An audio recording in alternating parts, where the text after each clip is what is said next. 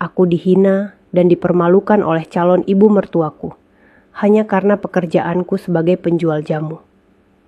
Aku dianggap tak pantas menikah dengan anaknya yang seorang polisi. Namun, 1 bulan kemudian setelah penghinaan itu, kubuat ia menyesal setelah mengetahui siapa aku sebenarnya. Sahabat semuanya, sebelum kisah ini dimulai, saya mohon keikhlasan teman-teman untuk like video ini. Saya doakan kalian semua, semoga sehat selalu, panjang umur, dan dilancarkan rezekinya. Amin ya Rabbal Alamin. Sekarang mari kita lanjut ke ceritanya. Namaku Sinta, usiaku 26 tahun. Sehari-hari aku berjualan jamu keliling di kampung dan juga secara online. Aku belajar meracik jamu sejak umur 15 tahun dari almarhum nenekku, seorang tabib terkenal yang dulu sering dimintai tolong warga sekitar. Setelah nenek meninggal, aku melanjutkan usahanya dengan cara yang lebih modern. Aku meneliti bahan-bahan alami, mengikuti pelatihan dari dinas kesehatan, bahkan mengurus izin usaha kecil. Tapi ya, di mata sebagian orang, aku tetap hanya seorang penjual jamu. Aku berpacaran dengan Rian, seorang polisi muda yang kukenal sejak SMA. Dulu, dia sering beli jamu beras kencur dariku setiap pagi sebelum berangkat tugas. Dari situlah kami dekat. Rian orangnya sederhana, tak pernah meremehkan pekerjaanku. Ia justru sering bilang, "Kamu itu hebat, Sinta, bukan cuma cantik, tapi pekerja keras. Mama pasti bakal bangga kalau tahu siapa kamu sebenarnya." Aku tersenyum saat itu, tidak tahu bahwa kata-kata Rian akan terbukti salah besar. Hari Minggu itu, Rian mengajakku makan siang di rumahnya. Aku gugup setengah mati. Ini pertama kalinya aku bertemu dengan ibunya, Bu Ratna, seorang wanita berpenampilan anggun dan berwibawa. Dari cara duduknya saja, terlihat kalau beliau berasal dari keluarga terpandang. Rumahnya pun besar dan mewah. Aku membawa oleh-oleh kecil, sebotol jamu kunyit asam buatan sendiri, lengkap dengan kemasan botol kaca berlabel sederhana. Aku pikir itu akan jadi kesan yang baik. Tapi ternyata semua justru berbalik arah sejak detik pertama beliau tahu profesiku. "Oh, jadi kamu ini penjual jamu keliling?" tanyanya dengan alis terangkat. Aku mengangguk sambil tersenyum gugup. "Iya, Bu. Tapi sekarang saya juga jual online dan sedang proses buka usaha." Sudah. Potongnya cepat. "Penjual jamu ya tetap saja penjual jamu. Anak saya itu polisi, Sinta. Dia punya masa depan. Kamu pikir cocok seorang polisi menikah sama penjual jamu keliling?" Aku diam. Rian mencoba membela. "Ma, jangan gitu dong. Pekerjaan Sinta halal dan dia mandiri halal iya.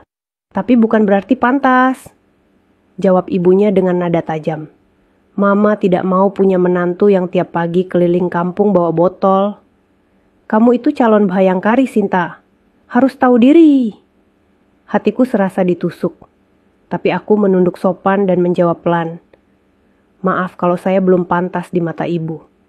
Tapi saya percaya, yang membuat seseorang layak bukan dari pekerjaannya, melainkan dari niat dan tanggung jawabnya." Bu Ratna hanya mendengus sinis. Hari itu aku pamit lebih cepat dari yang direncanakan. Dan malamnya, aku menangis lama sekali.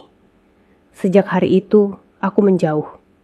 Aku tak ingin jadi beban untuk Rian. Tapi Rian tidak menyerah. Ia terus menghubungiku, menenangkan, meyakinkan bahwa cintanya tidak berubah. Namun aku tahu, di balik semua itu, aku harus membuktikan sesuatu. Bukan hanya untuk Bu Ratna, tapi juga untuk diriku sendiri. Aku mulai bekerja lebih keras. Aku mengikuti pelatihan wirausaha dari kementerian, mengurus izin edar, membuat brand jamu sendiri bernama Warisan Nenek. Aku juga belajar desain dan marketing digital, supaya bisa jualan di e-commerce. Siang malam aku bekerja, kadang sampai lupa makan. Tapi aku tak pernah mengeluh. Dan akhirnya, setelah berbulan-bulan perjuangan, semua terbayar. Aku mendapat dukungan dari Dinas Kesehatan dan koperasi lokal untuk membuka klinik herbal modern, tempat pengobatan tradisional dengan pendekatan ilmiah. Aku bahkan diajak kerja sama dengan dokter untuk riset jamu antiinflamasi alami. 1 bulan setelah pertemuan memalukan itu, kami mengadakan acara peresmian klinik warisan nenek.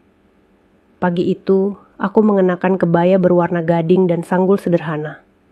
Aku gugup, tapi juga bangga.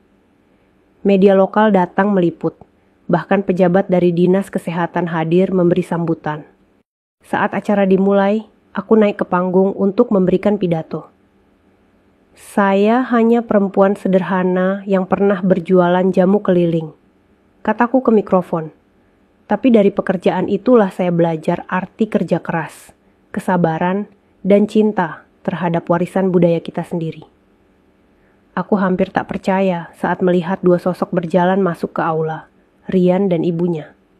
Bu Ratna terlihat kaget luar biasa saat melihat aku berdiri di podium.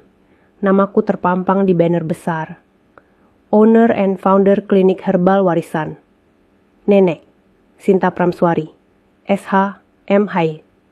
Ya, mungkin yang tak banyak orang tahu, selain berjualan jamu, aku juga lulusan hukum. Aku dulu sengaja tak menceritakan hal itu.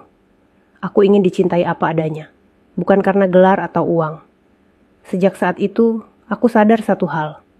Kadang dunia meremehkanmu hanya karena mereka belum tahu seberapa jauh kamu bisa melangkah. Maka jangan balas hinaan dengan marah. Balaslah dengan keberhasilan dan ketulusan. Karena waktu, pada akhirnya, akan membuat mereka menyesal telah menilaimu terlalu rendah.